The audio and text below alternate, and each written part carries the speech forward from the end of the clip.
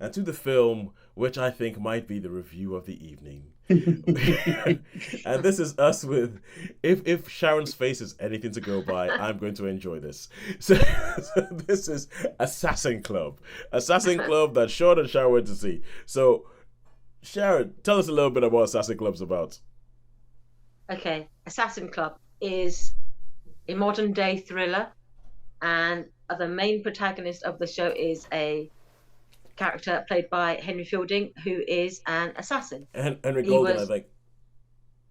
Henry Golding. Yeah, Was it? yeah. Sorry, You said Fielding. Fielding. I'm sorry, Henry Golding. Yeah. What was I thinking of? Oh, yeah, no, sorry. Yes, he is an assassin. He was an orphan boy who then rose up through the British educational system. He joined the Marines, and then he was recruited to become a sniper.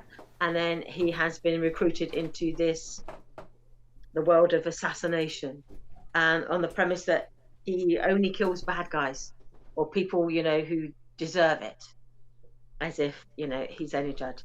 And his handler is played by Sam Neill, and he basically organizes the jobs, organizes the intel, so that they can sort of target that they can be focused in on their targets. So whilst at his mission, his job, to take a target out, he then becomes under attack himself. And it's not just a random attack, it seems to be another assassin is attacking him. And then he goes back to his handler, and it turns out that there is, they call it like a game, but there's like these six big hitters, the best or the worst assassins in the world. And they each have been given a contract to eliminate the others. And each one of the others they eliminate, they get £1 million bounty. And so they're basically, all the top assassins are after killing each other. And then the one who's left at the top, apparently, is £6 million the richer. And in order to prove that you've actually executed this contract, is you have to take a finger of one of the victims. And then as the story progresses, you find out that there's actually a bit more to it than this. There's a reason why these six assassins have been chosen, and that they're all connected in the past. This one particular job they're suspected of committing, and people want vengeance. But Okay. I won't go into any further into that, because basically I don't want to spoil it. Though, to be honest with you, I don't think you can spoil something that's already rotten. I was gonna go like, yeah. Let's get the plot out of the way now. Tell us what you really think. That's what we came here for. What do you think? So I think that's the premise, and it sounds like that's fair enough. It's quite enough. It's a mess. The film was a mess. As these are supposed to be the world's best assassins, they were blooming hopeless. They were incompetent assassins. I mean, You can see them a mile. They're supposed to like blend, aren't they? Like, we're going to be like, yeah, there's no blending about any of them, were they? They were just. I mean, they missed with half their shots. Yeah. You know what I mean? It's like, what A sniper should only have to take one shot, basically, from like 2 miles away, and they're like across the street, and they don't hit him. Yeah, I mean, it started off like quite fairly. I thought, okay, because it started off with the hit like and the other one, but so I forgive that. But the rest of them are just incompetent, and I mean, I don't think you can spoil this any more than it is, but right, car chases. You know how I am with car chases. I know, yeah, Sean, you hate car chases. Like spinny things and ambulances and all that. I swear to your toes, in all they've done in one bit of this car chase is piled up a load of rubbish, right? Just piled it all up, right? Not right in the middle, right in the point of nowhere. And the guy does one of those back wheel skid things and drives through this pile of rubbish, and it just flies about. And it's just like, it's not anything. It's just rubbish that they put there to just in order to do a little bit of a in order to do a little bit of that. And what really annoyed me is a really sloppy screenwriting, absolutely no continuity. Because it's all right. Can I just give this one spoiler? Sure, I don't think it matters. Go for it. Okay. So anyway, so let's just say the assassin's got a girlfriend. The girlfriend's pregnant. And then something happens, like she'd be in there, and it goes, oh, so you and your little girl, and then not 2 minutes later, goes, so what is it, a boy or a girl? Do you know what I mean? It's like, you've got to be kidding, man. You've got to be kidding me. How can you do that? You just said you and your little girl, you and your unborn little girl, and now you're saying, is it a boy or a girl? You know, it's like, come on. Where's that thought about? And it sounds like there have been an editing problem. That tried to take itself so seriously and be so good, and it was so ridiculous. Oh, we must stay together. No, I've just got to go and get some things. Oh, that happened fast. Oh, I'll tell you what, let's go to Paris. Oh, let's go to Lisbon. That took at least all of like 30 half seconds. an hour. Yeah, half an hour. Did you It go just there? didn't- Yeah, and then it's like, oh, it's all over now. It's safe to come back. So Yeah, come back. Oh, don't they? and yeah, Oh, mate. even This is yeah, I like. don't You think know, we anything spoke about. covered themselves in glory really at all in that one. Yeah. You know, talking about spoiler rants, I've got a list. I've got a list as long as my arm of this.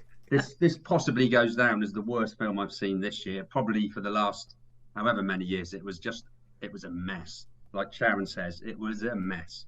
Yeah, so Absolutely. you guys just have to decide between 3 or 4 stars, right?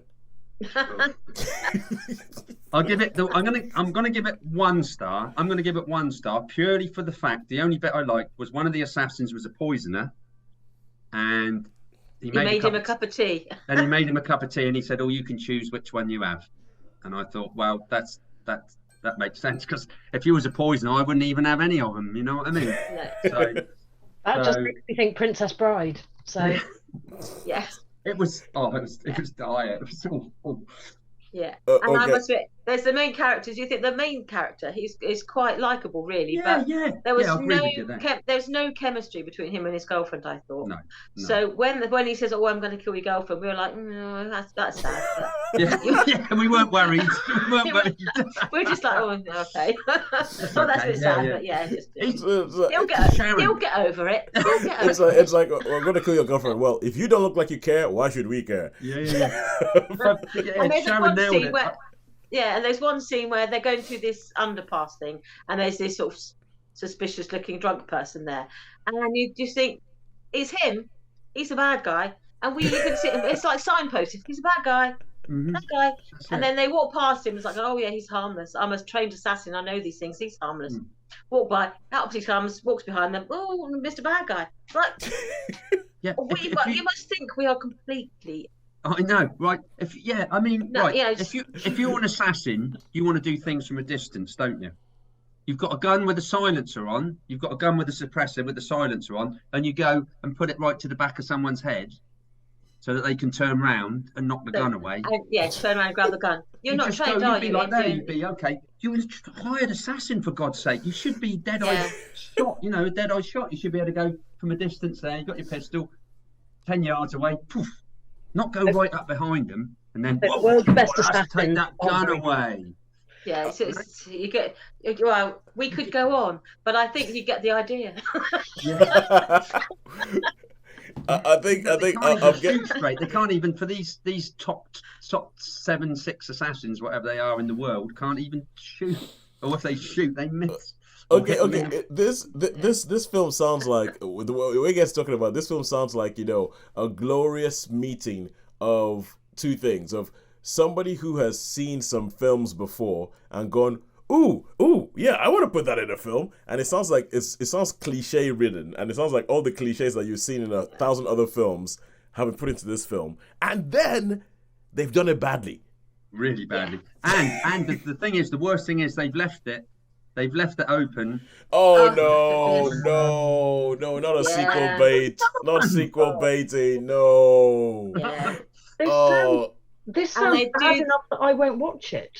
yeah, I and they do voluntarily the. watched Avalanche Shark. It's just that I would probably prefer Avalanche Shark, quite frankly. But they do the whole thing where there's like there's an arch nemesis for this, you know, isn't there always? And Yeah. it's like you think they've been killed, and it's like they're not dead. We know they're not dead. You know they're not dead. They're not dead because you don't see them die. You see them like going, oh, I'm passing out, I'm going. Yeah. Oh, they're dead. And everyone assumes, oh, they're dead. It's like, if we haven't seen them die, they're not dead. We know that. You know that. We all know that. And then, oh, what? Surprise, surprise, they're not dead. So the filmmakers are hoping that this is a film that has been seen by somebody who's never seen a film before. Never seen a film before. Exactly. And No it's quite peril.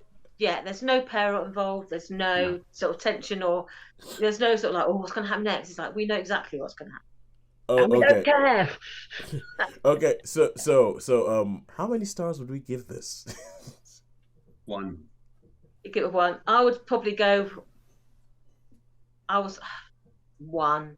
Yeah, 1. Yes. I was going to go 2, thinking I don't want to be a complete meanie because I do. but I think it's a 1 film really. well, then is Sharon. The way you've just spoken about the film, if you said 2, I don't think we would have believed you. You wouldn't believe. I don't think we would have been like, oh, that's Sharon. That's Sharon being all Christian again. It's like, no, it's a 1 film. But it was one of those films where normally when we go to the cinema together, if Sean doesn't like a film, he fidgets. You're a fidget if you don't like a film. And I was the fidgety one yesterday because I'm just a bit fidgety now. Yeah, funny enough, I was conscious not to do that. I thought I don't want to be too puffy and cross my legs and jump about. And then Sharon took over from me, so I was quite pleased. Yeah, so I was one who kept shifting about, kind of yawning, moving my feet, trying to sort of not drift off. Because even now and then you're thinking, should I just have a quick snooze while I'm watching this?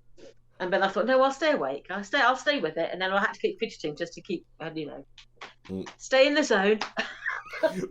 Okay, stay in the room, people. Yeah. So 1 star for 1 star. Assassin Club. But speaking about drifting off while you're watching something, has anybody been watching the latest season of The Mandalorian?